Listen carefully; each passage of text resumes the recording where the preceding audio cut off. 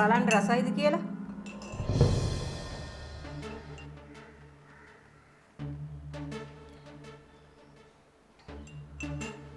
මෙච්චර සීන් දාලා දිය වැඩිය හදන්න තදන්නේ. පුතා මෙහෙම බොන්නේ නැහැ.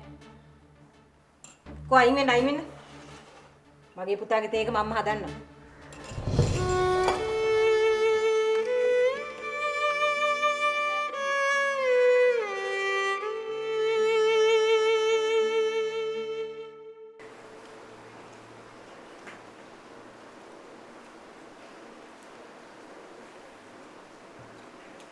අසජිනි මේ කෑමවල කිසිම රහක් නැහැනේ.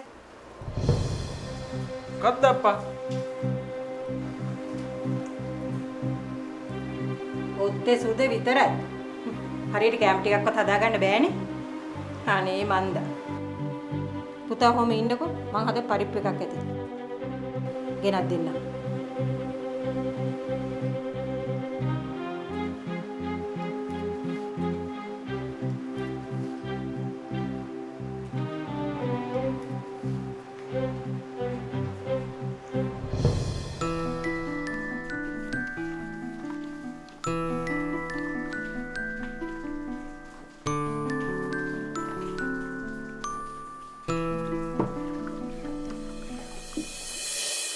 අයින් වෙන්න. මගේ පුතාගේ වැඩ මම කරගන්නම්. ඔයා අද ඊයේ ආවට මගේ පුතා ඉපදුණු දවසේ ඉඳලා මම තමයි යාගේ හැමදේම කරේ. ඉස්සරහටත් මේ ගෙදර වැඩ සිද්ධ වෙන්නේ මට ඕන විදියට.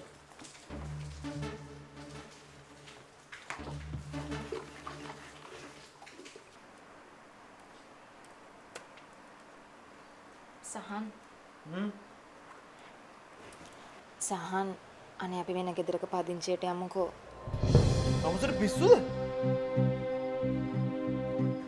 වෙන ගෙදරක පදිංචියට යන්න. උඹේ ගමන හදන්නේ මගේ පුතාව මගෙන් ඈත් කරන්නද? උඹට ඕන දේවල් නම් වෙන්නේ නෑ. මගේ පුතා. හැමලෙම මගේ පුතා. මේ මගේ මිනිහා. වෙනවද ඔක්කොම මගේ අම්මට කට ගහගෙන? කසාද බැඳලා ගෑණි විදියට තමයි. බරන මෙන් පළයෙන් යන්න. අම්මයා.